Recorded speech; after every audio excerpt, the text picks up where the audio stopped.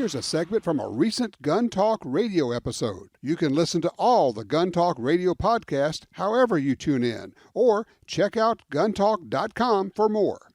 Of course, today we are in day 2 of the chaos and mayhem and the madness down in Florida, because yesterday, according to the gun ban folks, people in Florida are a lot worse off.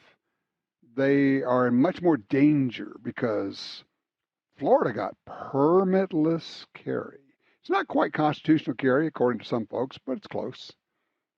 In other words, you don't have to get government permission to have a permission slip to carry a gun for self-defense in Florida, like more than half the states, right?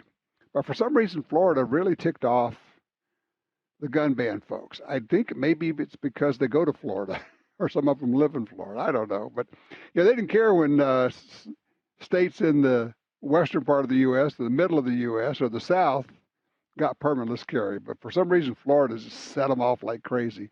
And, of course, they have their predictions of mayhem and shootouts and everything else. Same old deal we've been hearing for 30 years, which actually started in Florida, interestingly enough, with the concealed carry permit system. And, of course, the people who said, no, you shouldn't have a permit back then are now saying, no, you have to have a permit. It's the funniest thing. But I thought we'd get a real-world report from somebody who knows guns, who knows security, who knows safety, and who lives in Florida and can give us a report on the blood in the streets right now. We're joined by Wayne Black from Wayne Black and Associates. Wayne, how are you, sir? I'm fine, Tom. How are you? Are you hunkered down in the basement, afraid of everything that's going on outside in Florida today? It got so dangerous, we sandbagged our home. Oh, my gosh. I mean, you know what I'm interested in? Because, I mean, we know what's actually going on, but what's the media reporting been like in Florida? Well, it depends. I think part of it was the hullabaloo is that Governor DeSantis, who's running for president, signed this bill within a couple hours of it hitting his desk. So it was really rocket speed. We're the 26th state. Nothing really changes in terms of this law doesn't apply to anyone who doesn't already qualify for a concealed permit anyway. So it just allows people over 21, no felony, no domestic violence, to carry a concealed firearm. A lot of the media got it mixed up. They thought it was going to be open carry. Mm-hmm. But it's not. We've got 2.5 million permits already here in Florida. 7,000 people have applied and failed since it started because of felony convictions or whatever. So, but I think it's a good day. What people don't know about the law, which is really interesting, is that it allows for private schools to ask local sheriffs for guardian programs. It requires schools to develop behavioral threat management operational process. It does a lot of really good stuff. Yeah, and nobody's talking about that. I mean, that's right up your alley with what you do with Wayne Black and Associates. Yeah, it really is. It's really good. It talks about establishing the Department of Education to the Florida Safe Schools Canine Program and more. So it's really a good law, and it doesn't change as much as people think. The only difference is that if you can carry concealed in Florida now, it has to be concealed. Same as before, Tom, can't be jails, courthouses, polling places, bars, passenger terminals, etc. Mm-hmm. The only advantage to having a Florida permit is that the reciprocity with a bunch of other states. Right. If you travel and you want to be able to carry in other states, you're still going to need that permit to be able to avail yourself of the reciprocity agreements. That's correct. The other thing I would say, and it is a valid point. People say, well, you won't have to get any training to be able to carry. Now, on the one hand, I kind of say, well, yeah, you shouldn't really have to get training to exercise a constitutional right. But I also think people would be better off, it would behoove them to get some sort of training, because there's a lot of things that you don't know. And it's that old deal of you don't know what you don't know, and people go, well, I've been shooting all my life. I've been hunting all my life. I know, and then they take a real class and they go, wow, there's a lot of stuff there I didn't know, right?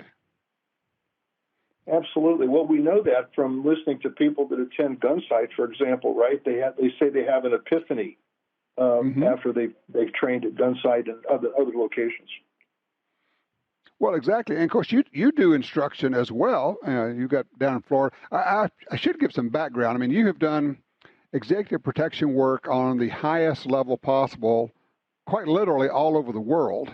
And you got 45 years worth of experience doing this stuff. So you're very attuned to threat assessment as well as protection of yourself and other people.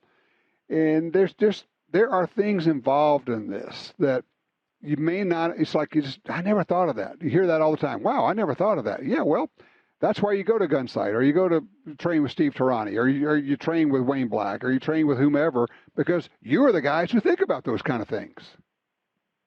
Yeah, what people don't know, and they have this at training, is depending on what gun they carry, what can they do with that gun? For example, somebody carries a Glock Model 19, because they can shoot, they can be accurate a little further than if they carry a 43X or something else. So too many people now, I think, Tom, will go out and buy a gun that fits the clothing they wear rather than for self-protection. So if people carry like a 43X, we like to take them to the range with that pistol and see what they can do. And they soon learn that they're not really accurate, even with a lot of practice, at much more than about 10 yards. Mm-hmm. Well, yeah, same with the 38 revolver. You go, okay, it's a great tool, and there's a real good place for it. But if you have to shoot at any kind of distance, that's not the right tool. You may need to be thinking about a Glock 19 or a Springfield or a SIG or something different. It's, and you're right. People choose guns because they're comfortable. And I love the Clint Smith phrase. He says, a handgun is not supposed to be comfortable. It's supposed to be comforting. There's a difference. And, basically you need to dress around the gun if at all possible. And then there are times when you can't and you have to make allowances. But that's okay too. Let me switch for a second here. And just in the few minutes I got left here, I'm watching this news coming out of France. You got riots everywhere. All of a sudden in a country that has gun laws and gun bans everywhere, people are showing up and shooting submachine guns into the air. I'm guessing that with your background with global affairs, you're not surprised. I'm not surprised at all. That's the problem with these gun grammars, and I guess they don't study history. That's why we're lucky to live here in the U.S. What do you mean by that? Well, if we can keep our constitutional rights, the good guys will have as many guns, and it's a huge deterrent. I worry about those countries. Look at Australia, the ones that have strict gun control. They still have tons of violence involving guns. I mean, it's really not gun violence like people say. It's people violence that they just happen to have guns or knives or hammers or whatever it is they're using. Well, it also, to put it a different way, it seems as though the gun ban folks really would like for criminals to have the monopoly on force, which is bizarre.